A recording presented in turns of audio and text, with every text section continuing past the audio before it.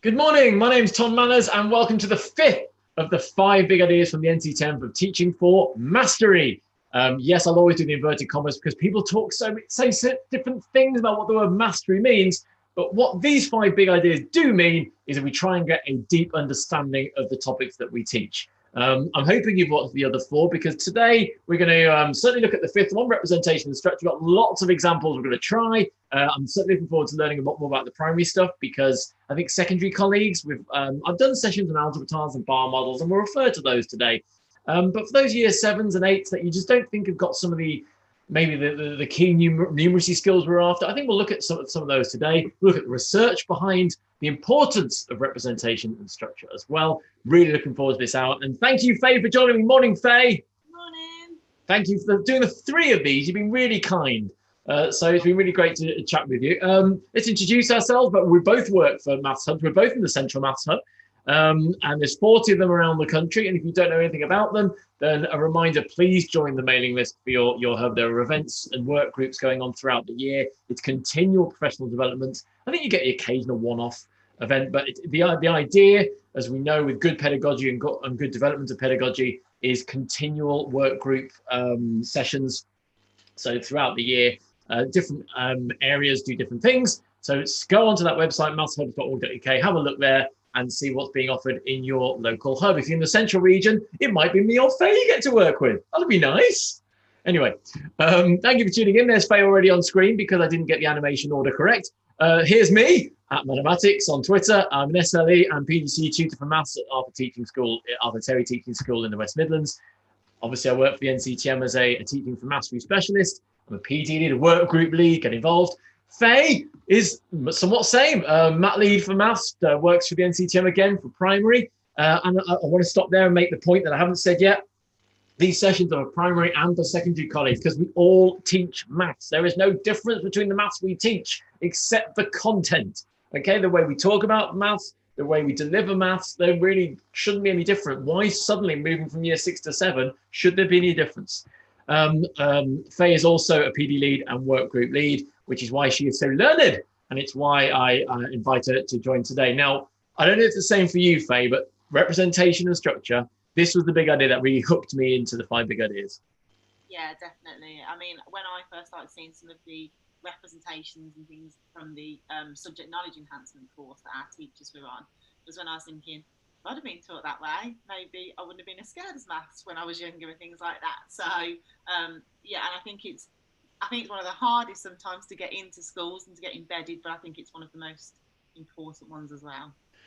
Because you mentioned in a previous episode of this that you did have maths anxiety as a child, and one of the barriers we've often got is getting pupils, parents, and teachers to realize that this isn't a replacement of method, it's a supporting to understanding the method, but it's letting them see what's going on as opposed to this random language, the abstract form. So for in secondary, we do equations like 2x plus 3 equals 7.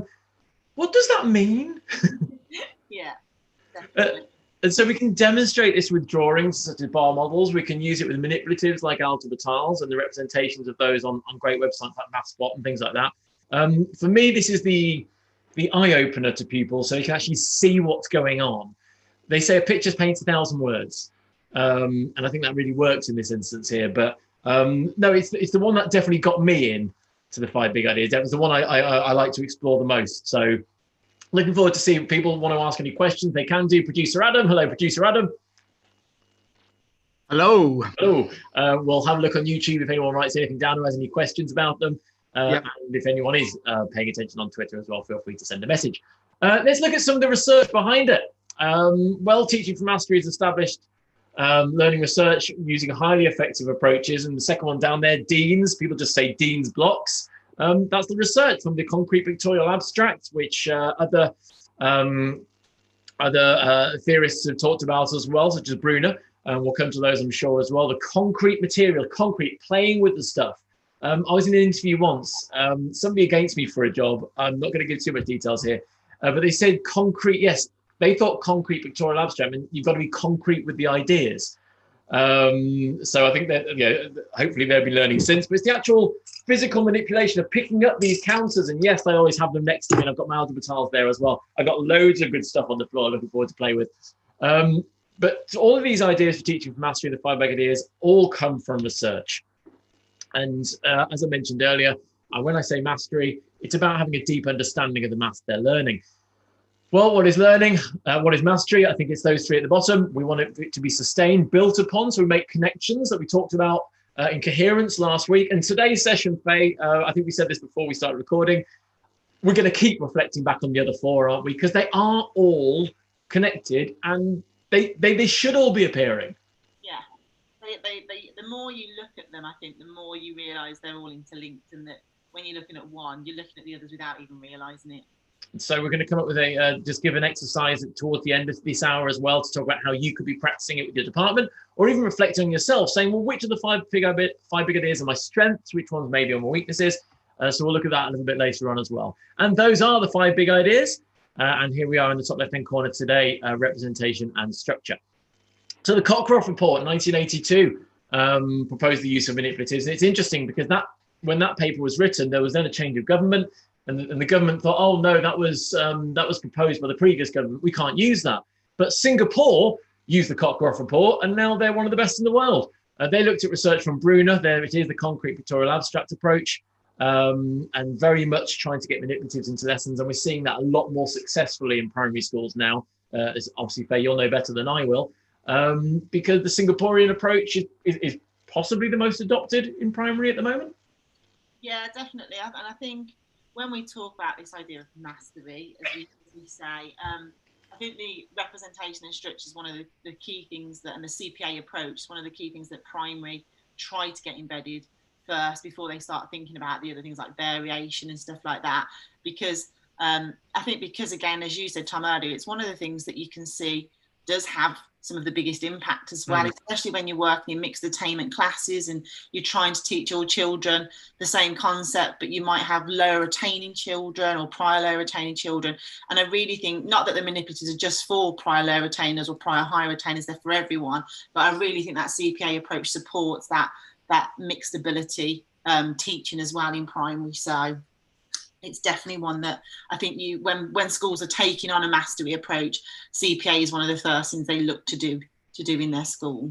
And I think you're going to find there'll be one negative that some people have got in the back of their heads at the moment with the current situation in the world, that can we have these physical manipulatives in lessons? So I'm not going to be making any kind of statements about that this morning. We're going to be talking about what the ideal is and so why it's useful.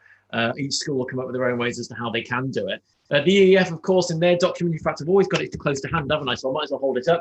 This document here, there it is, just for you, improving maths in key stages 2 and 3. I really like this. It doesn't say in primary and then another one for secondary. The truth is, they're the same recommendations for both.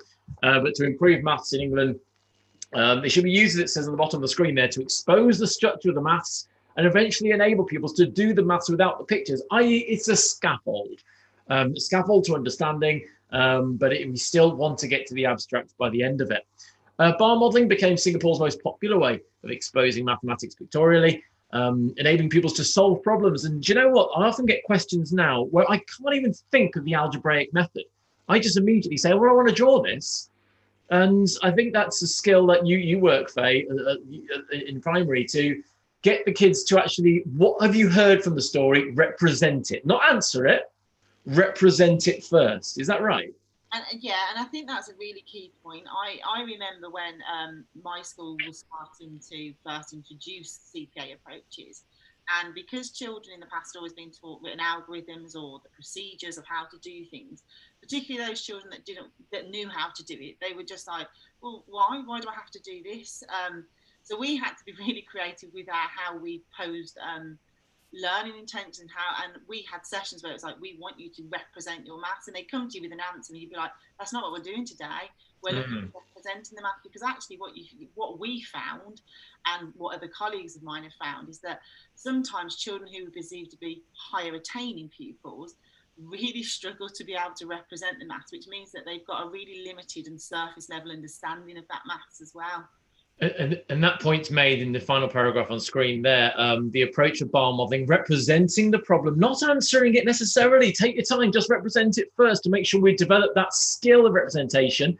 The approach is shown to increase conceptual understanding. Those two words are very key in the current national curriculum, and it's had a positive effect, of course, of attainment in English classrooms. So plenty of research supporting the use of representation. That bar model one I think is really important. As what you just said there, they come and bring the answer to you, but maths isn't all about answers. And Rosenshine's paper, 2012, he talks about the best maths lessons had in a 40-minute lesson, 23 minutes, so over half of it was exploration about the concept and the discussion of it, not just doing answers. And again, what you said earlier, Faye, about how we were taught, maybe, we've all had different experiences. But for many, they think maths is just sit down, do it. Just do. But we want more teacher-pupil engagement, pupil-pupil engagement, and exploration. And actually, exploration is really nice when you've got these in your hand. And you can move one and say, well, what happens if I move this here? What's the change? And they can see it happen. And they're in charge of the change as well. I think it's really, it was the Bernie Westacott video with Craig Barton that made me think about that the most. That they're so Craig Barton, obviously, with all his podcasts, he did a series and he put the 7 videos on YouTube where the moving it, and you'll have more experience in this space, so I'm interested in your opinion on this. Them being able to move it is almost makes it easier for them to access, maybe. Definitely. I work with teachers across the different schools that I work with, and sometimes pictures seem easier because they're like, well, it's quicker to do them, it's quicker to draw them, but it's that whole I can't think of the quote, but unless you involve me and I'm doing it, I won't remember it type thing. And that's exactly what it is with this as well. If you can have the pictures up and you can explain how it works, but until they're actually physically doing it themselves, it's then all of a sudden you see those light bulb moments and they're like, oh, this is what happens. And I've had experiences where I've had teachers that I've worked with that they think they're using CPA approaches, and then I've questioned the children and says, well, why is that happening? And they've almost turned using resources into a procedure because they're telling them to do this, then to do this, and the children are not getting the benefit of that. And it's actually them exploring and experiencing them things themselves to get those light bulb moments of, that's why that's happening. Isn't that a nice word, exploring? There's a lovely paper. I've never known how to pronounce his name. Cuoco, C-U-O-C-O, but Habits of Mind, what we want from mathematicians.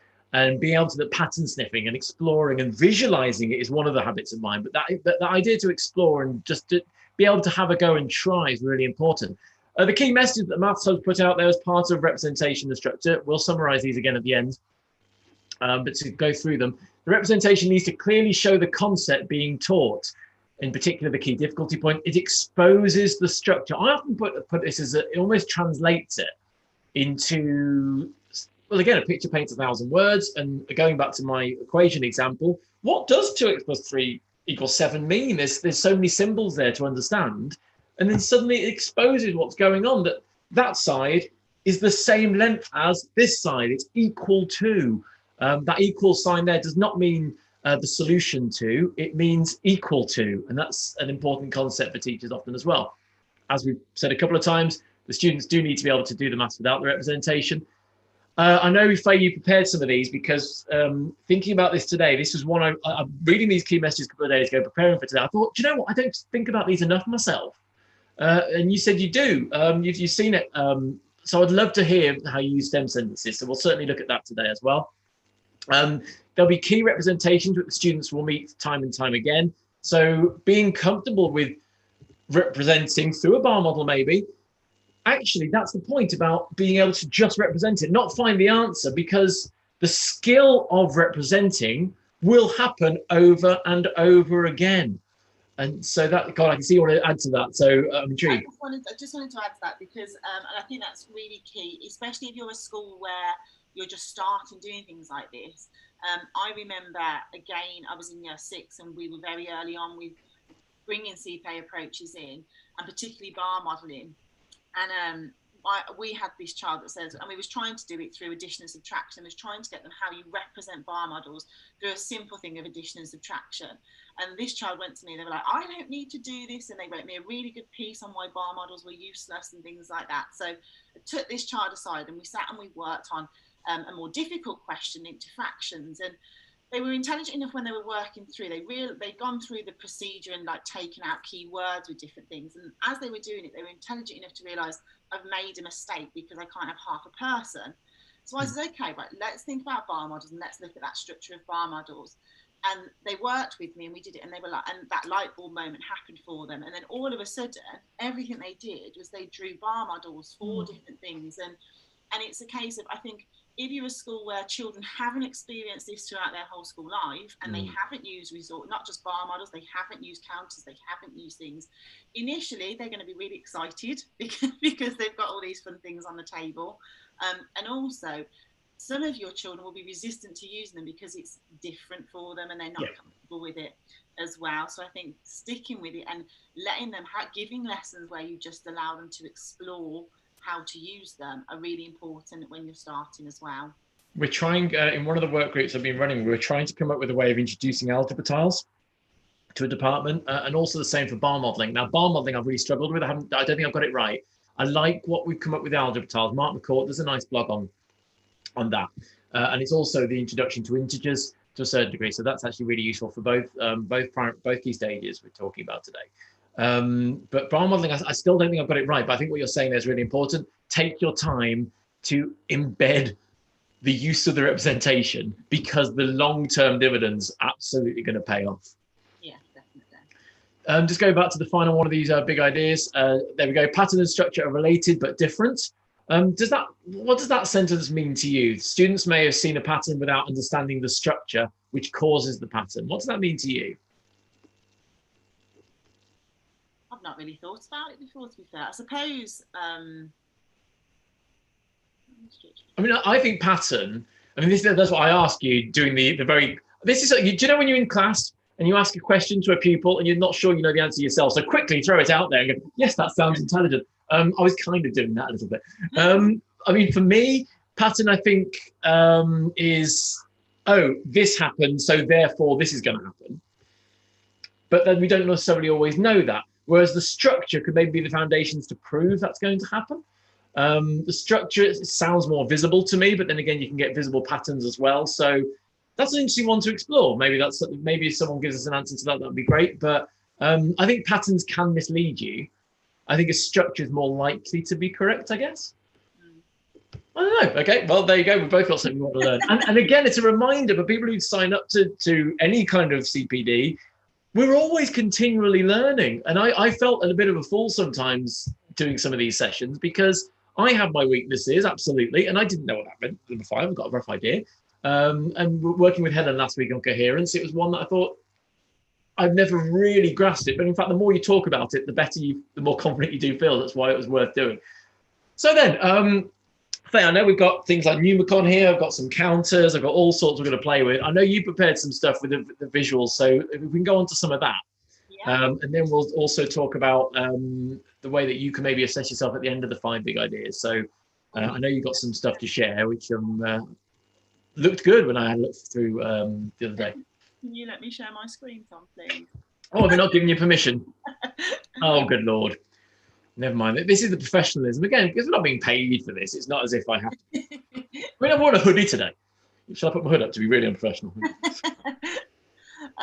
So I suppose one of the key things when we talked about, and I knew I was doing representation and structure, was thinking about the resources that you use and why you use them. So I know very early on, again, when I did it in my own school, we created these maths packs for 1 between 2 pupils. And in lessons, we'd say, right, well, we're exploring X, Y, and Z, and they pick the resources. And what we found very quickly was that was really hard to do, because if one child's using Numicon and another child using double-sided counters and another child using place value counters, for you to show the structure as a teacher, that's really difficult, because the children that aren't using the same thing as you will really struggle. So we learned very quickly that the teacher needs to pick the resource being used, and that's the resource the children use as well. So although some of our schools still have packs, the teacher will direct them to what resource they're using that day.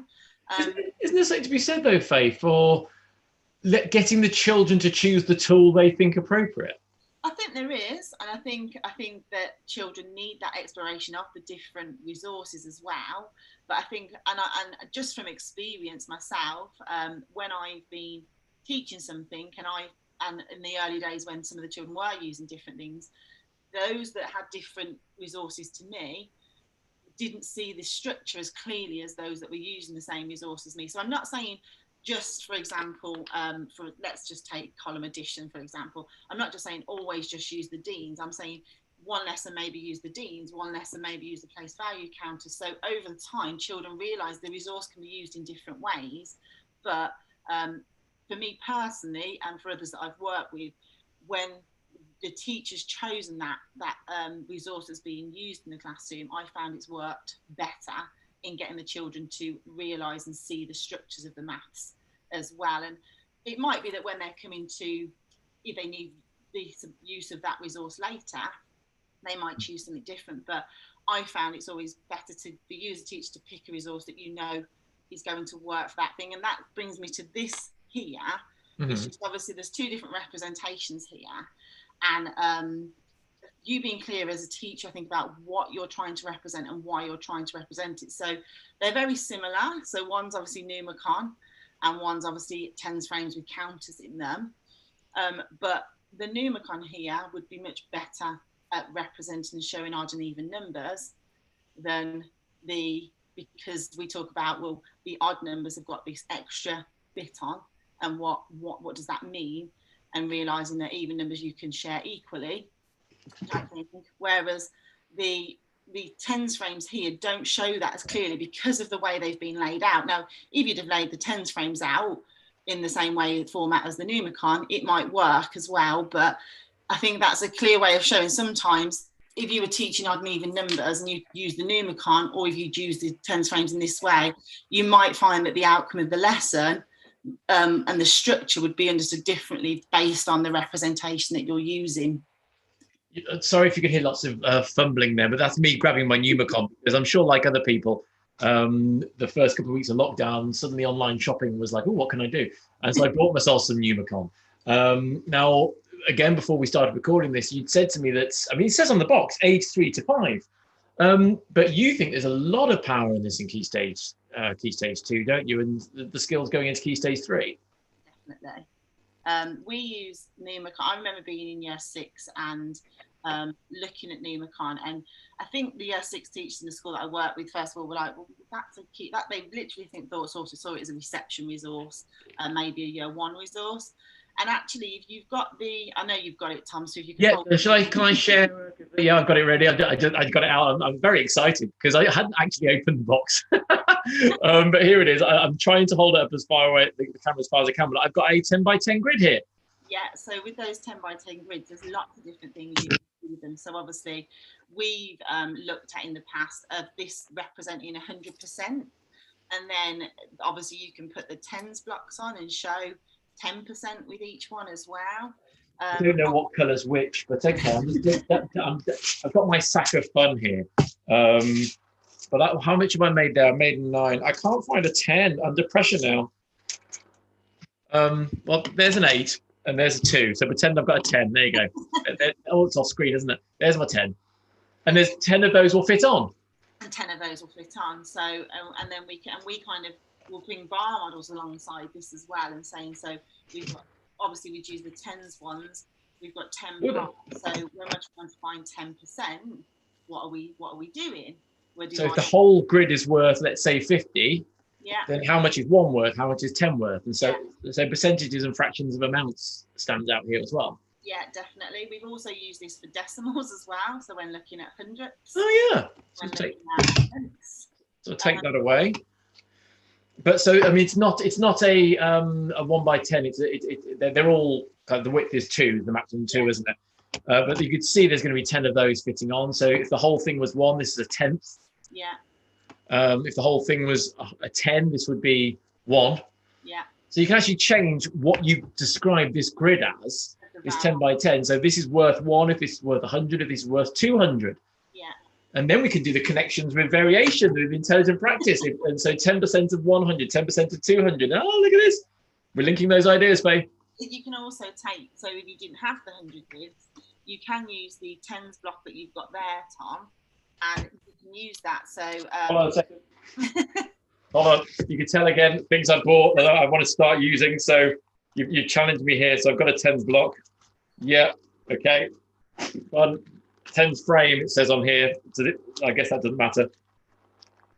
Okay. So here we go. Fun times. This is good.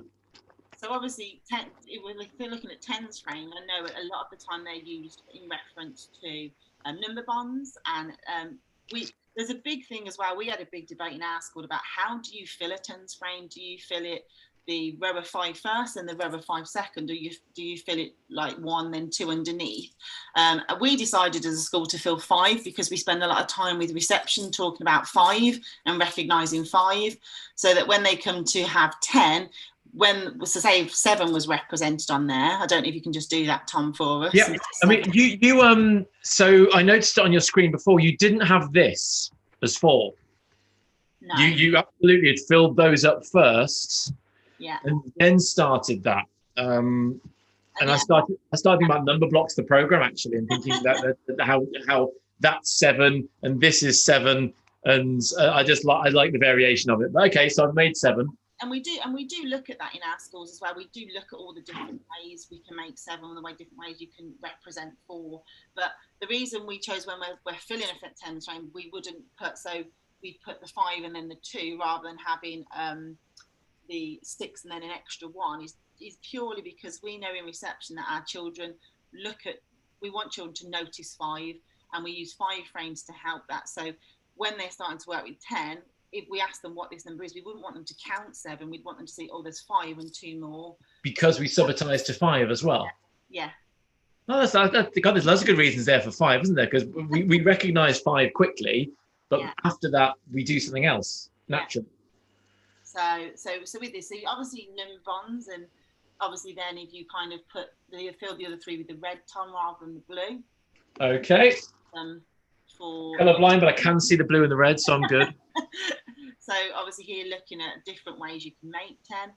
I've also used this in years 5 and 6 and changed again the value of that tens frame. So all of a sudden the tens frame might be worth 100, and then looking at, okay, so if like converting from centimetres to metres and things like that, converting from millilitres, so the whole grid represents 1,000. What's each part worth now if we're looking at millilitres and litres as well? And again, this is concrete pictorial abstract, because this becomes the bar model. Yeah.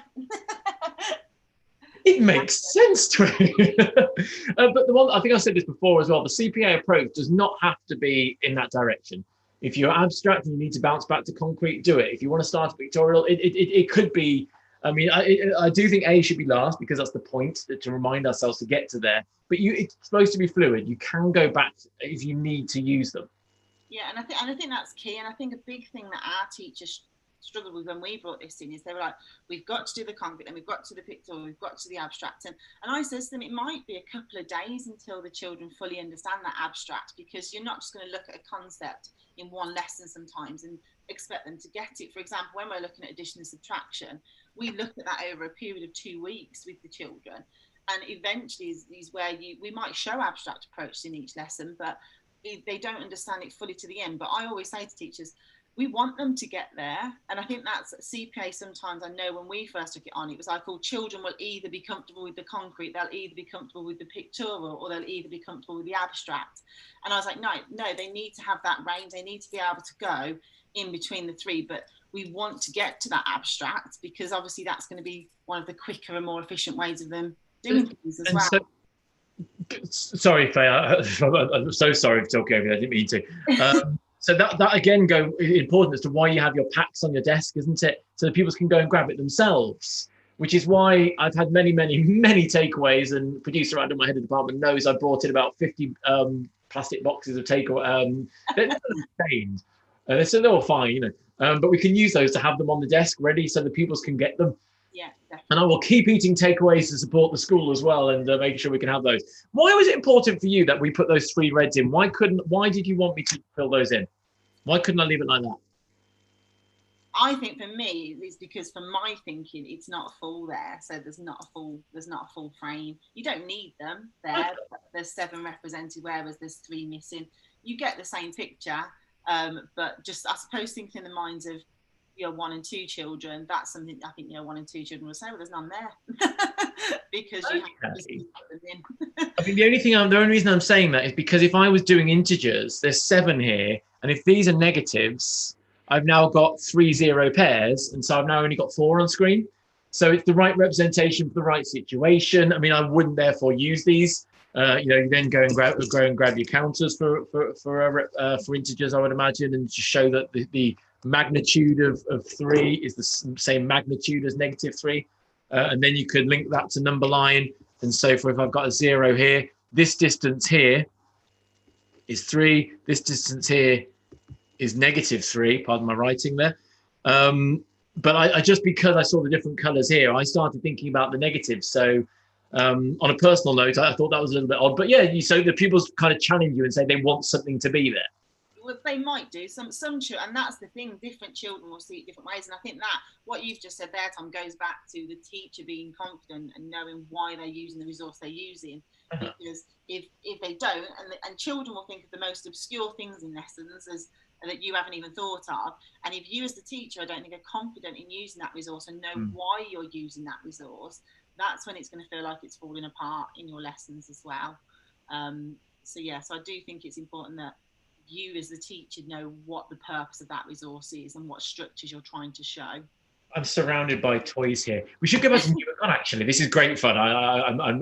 This really is fun. I keep worried that every time I move anything, everything's going to go flying on the floor and you're going to hear a massive crash. If I get the NewMacon thing back on, the odds and evens one's really important because here's an odd. It's got how would you describe a sticky out bit? Yep, yeah. Okay, fine. Here is another odd with a sticky out bit, and 2 odds together, there's no sticky out bit. And you can see even is a multiple of 2. Now, the definition of an even number is a multiple of 2. Would that be I think that's the right way I describe an even number. Yeah, multiple of 2. And if there's 1 left over, then it's no longer even. And so 2 odds make an even. And suddenly that's just such a nice way to describe it. And I use that regularly now, actually. And I do that using MathsBot. So if I quickly go to, where is my internet window? Oh, it's over there. I've got to go. You're watching me go through all these, aren't you? There we go. So there's MathsBot. There's number frames. So I can do it here as well, and I can rotate these. So flip. Oh no, wrong way around. Shall I start again? You can see how good I am at this. There's rotate. Superb. So and now I can put them together. Super stuff. So again, you don't have to have those negatives. You can show it pictorially on MathsBot. Superb website. Watch him speak to me on Resourceful episode number 4, available on tommanners.co.uk. What else? Let's go back to NewMacon because it's fun. Is there anything else that the kind of things that you don't think we've scratched the surface with? If you get the 10 NewMacon piece, I have one this time. and sometimes I don't know if you've got them, Tom, but NewMacon also comes with little pegs that you can put into the NewMacon pieces. Pegs? Yeah. I've got some red threading lace. I've got some numerals. See, try to use the pegs that go into the case. Yes, they're like little red. I think they're usually red. You can get different colours, but they're like circle, and they fit into the circles. I've no idea. I'm going to assume I don't. Hold on, no, wait. This. Oh, what am I doing as a camera here? This thing. Yes, that's the thing. Okay, what do these do? So again, you can if you took it off the 100 grid at the back, the 10 piece. Take this off. You just had the 10 piece on its own. Sorry, the 10 piece. Okay, so the 10 piece. If you take the grid away though, Tom, so just put it on a piece of paper or something. So again, now this can be used again for percentages on its own. So you could talk about that this 10 piece represents 100%, and then when you fill in the pegs, what percent of it's filled in now. We've also done this for fractions of shapes. So I've given children shapes where they might be split into 10 pieces, and then 6 of them are shaded, and they have to fill it in. And then using this, because we've used this for percentages and decimals, they start to make those links between fractions, decimals, and percentages. as well, so that they could say like 6/10 of the shape is shaded, 60% of the shape is shaded, and then obviously starting to bring it down. Well, okay, so this doesn't represent 10 now; it represents 5. What's different about it as well? So you can use, if you haven't got the grids, you can use the individual tens pieces to help with that also. And that then is just, I just drew this quickly as an obvious scenario of how quickly you go from concrete to pictorial. Yeah. And I've drawn it in my best childish way that I possibly could have done, to make it more accessible. It's such, honestly, there's so much fun with these, and I think you've absolutely proved straight away why Key Stage 3 and Key Stage 2 could be using those. And so a 10 frame being worth 100 and then being worth 50. Well, if the whole thing's worth 50, then each little piece must be worth half of it as well. And so you've got those conversations. If I know, then I know, and mathematical thinking. Another of those 5 big ideas. The intelligent practice, changing them subtly. Another of the 5 big ideas. They're all coming together nicely, aren't they? Now, I know you're, the PowerPoint you'd sent me, and now you've got permission to share. I know you wanted to demonstrate counters, even though I've got those as well, but it's probably, I'm going to make a mess here, and everything's going to go flying. So maybe best going to you on this. Yes, that was just talking about that importance of 10 and how you see 10. We decided as a school it was important that we were all looking at it the same way. Not that we don't look at 10 being made this way as well. Okay. So filling them 2 at a time, we do. But as I said, just because reception children in our schools look at 5 frames, we tend to fill them as a 5 and so, 5. So you do hold it, so you still hold it vertically. If that makes sense, if I can say it vertically, you'd fill in vertically, not set it as a 2x5. This is a 2x5, isn't it? So I've got to be careful the way I say this. This is 2x5. This is 5x2. Yeah, I mean, we show them horizontally and vertically, if you can say that. But it's the way they're filled. So we would fill this part, and this part, and this part, and go. Or whether that was across, we'd go across rather than going like randomly in the sequence like that. Is this the one who was on about with the? Yeah, because there's counters you can get, which I will make a noise with. So we've worked really hard in our schools, and our maths leaders have come together to write a calculation policy across our 4 schools, so that each year group know resources that are suitable. And they're not saying that they can't use different resources, but we're kind of saying in year 5, these might be suitable for this concept, or these might be suitable for this concept. So this is obviously short division. And I remember a teacher that I had that was really anti-CPA approaches. And then they saw this and they were like, I've never even thought about doing that way before. And again, this kind of talks about, so this, all children in the class are having to learn this. Some children might be struggling with just division facts or multiplication facts. So obviously showing it in the short division symbol and then just representing it like this below. We always talk about showing because we'd say the children have done this on their table. This is the pictorial that I'm showing on the board now. And then I'll also show the abstract alongside it. So we show the 3 alongside each other. And I'll talk about, okay, so what did you do here then to the children? And we're talking about that we're looking at that 3, how many times will the 3 go into the 3 here? And I know it's representing, we'll talk about that it's representing 300, but we're making one group of the 3 there, and then we'd show, and then we'd talk about over here that because like one lot of the 3 equals 3, and we'd start linking it back to that I suppose it goes back to that mathematical thinking and making the relationships between your times tables. And then we'll talk about, okay, so here we can make 3 groups of 3, and we talk about here because 3 lots of 3 equals 9, and then we'd have the same here, and then we'd show that alongside here, and then it goes into, obviously we do the same again, but just showing how when you've got one that doesn't work here, so obviously 2 will only go into the 7, 3, you can only make 3 groups. Sorry, 3. Yeah, 3. The language there is really interesting. I just want to reiterate this as well. The fact you're using the language groups of, because it going into isn't always we get a bit lazy with them. We all do it, but the point you're saying about how many groups of 2 can I make in 7, and I don't always get it right. And when you're doing this live, you forget some things you want to say. But I think that's really important because you're about to exchange, aren't you? Yes. I think the 10. Yeah, and so we have debates. Is this exchanging? Is it regrouping? I always say exchanging for division. I don't know why. And then physically and this is the part where I think teachers, there's a difference between those children that can see on a picture and the children that need to physically do it. Some children will see here and will see that, okay, I can see there's an extra 10.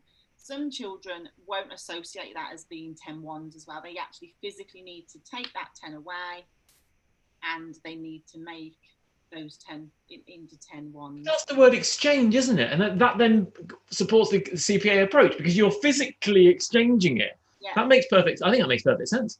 And then obviously you go through the how many groups of 2 can we make here, so we can make 7, and then obviously if there was a remainder, there's 1 left over, there'd be 1 left over, and we'll talk about, well, what does that mean? But I think showing it alongside each other, so showing this, and I always find it really hard. We've just had a bit of a revelation in our schools that we'd spend lots of times animating things, stuff like this, so that it was consistent across classes.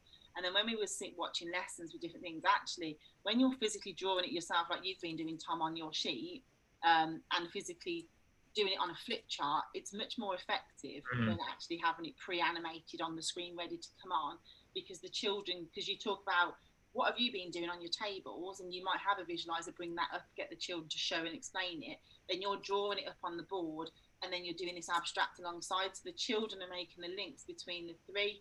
And I think something that I did very early on in CPA approaches was I taught the concrete, then I taught the pictorial, and then I taught the abstract, and we're using completely different calculations, and the children couldn't make the links between the 3.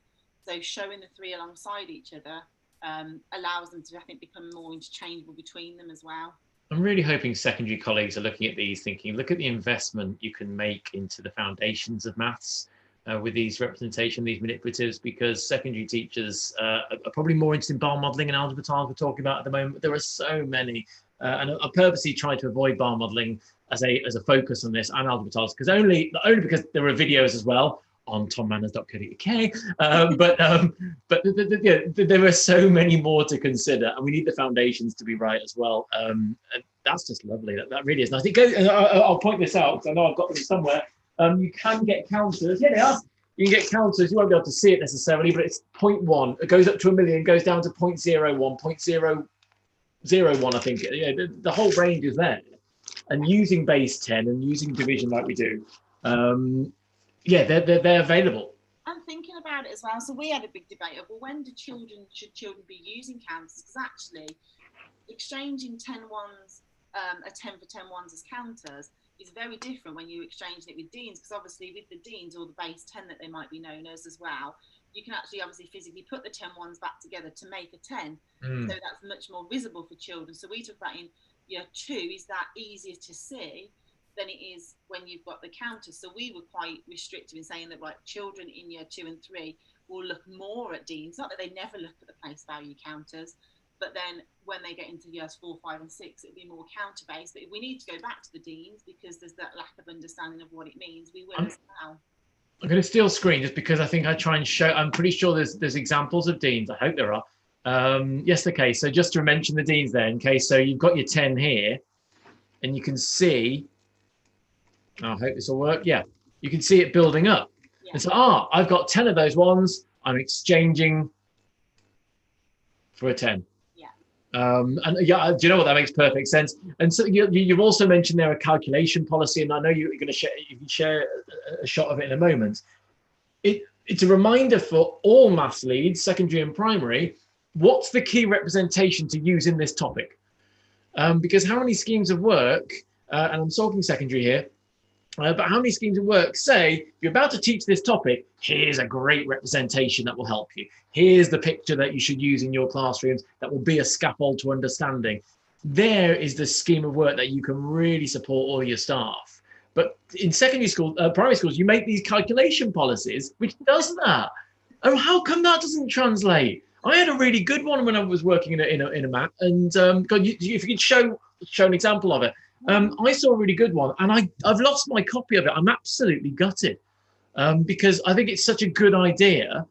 I think it sounds, I hope not patronizing, it sounds a childish thing that primary should do. But look at this here. You imagine teaching secondary teachers and you've got some representation ideas, head to the department. This is something we need to build. Producer Adam. And again, this is one that we've kind of looked at stuff that the NCETM give. We've looked at things on obviously different schemes of work out there, and kind of nothing fit us as a maths. So our maths leaders have been working on this and have written it together, and we're more than happy to share anything. So obviously if you're interested in looking at that calculation policy, we're more than happy to share things out as well. It's just that we found that we wanted to write our own one so that it was right for our schools and how we wanted it as well. On Twitter at FayeGlenH. With that, so yeah, but we found that, well, hopefully we've been using something similar, but hopefully we've really refined it. And I think a word of caution, when I first did one of these, I kind of used guidance from the NCETM, and I was new to Maths Lead and made it. And in the end, it was something like 96 pages long, and I was just like, it was never used, and I completely understand why. So we've blocked this into year groups, and like I think there's like 2 of these for year 1 for subtraction. So it's really, really refined, just so that staff will use it as well. Because if something's too bulky, they won't. Awesome. Is there anything else? There's a couple of things I think I'd like to summarize the whole representation and the whole of the 5 big ideas. Is there anything in particular that you don't think you've shared today, Faye? Because I know you did prepare quite a bit of stuff today. Any other items that you think is worth? Sentences, that's the only other thing that I. Sorry? Do you want me to share the STEM sentences? Well remembered. See, I'm glad I asked you. So we've been using, we're nowhere near perfect with them within our trust at all. So let me just exit this. In any way, shape or form. We've been working on them for a long, long time, and we use them in all of our lessons. So I've got it up now, I can share it. See, it's another scaffold to support mathematical thinking, mathematical discussion. We want, again, that Rosenshine paper, 23 minutes of a 40-minute lesson. The best math teachers, there's more teacher-pupil and pupil-pupil discussion. It's Yip Van Haar who said it. A quiet classroom is a suspicious classroom.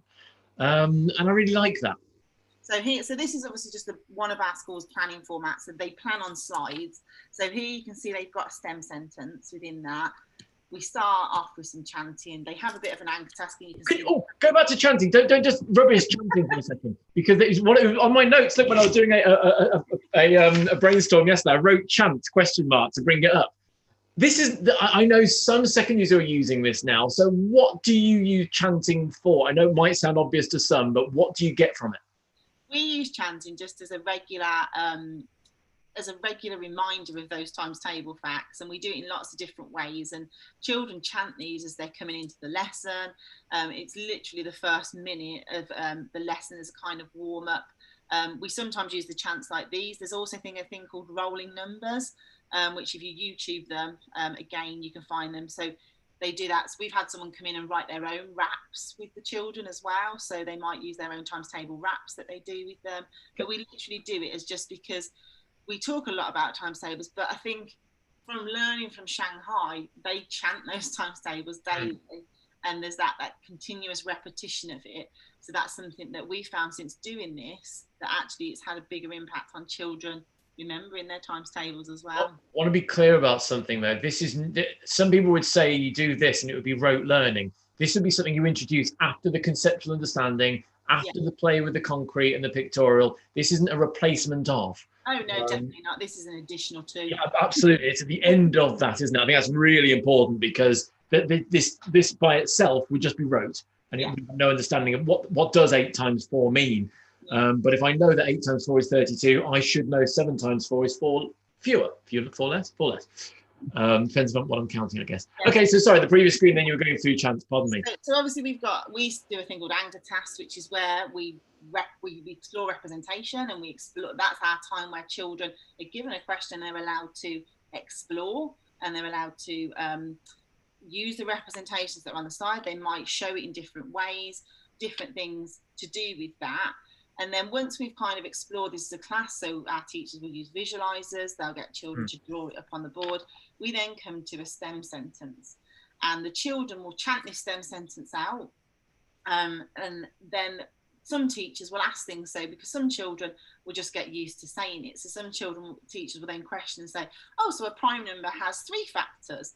And hopefully by obviously having the STEM sentence there to help them, they'll start saying, no, it has 2 factors. 2 distinct factors. If I was going to be particularly pedantic, which I'm Because yeah, that word distinct often gets people saying one and the number itself, realizing no, they have to be different. It can't be one and one, which is why one isn't. Sorry to be mean, but I know people who are aware of how of some of the presentations I've done in the past. If I didn't say that, they'd be like, "Oh, Tom wouldn't like that too." No, obviously, as I said to Tom, I've just taken these from one of our lessons. Don't try and palm it off on somebody. So, and then we kind of, as you can see, they're on at the bottom of each slide. But then as we go through, we start to remove words from them as well. So children they will relate to different areas. So there's things called like closed stem sentences and open stem sentences.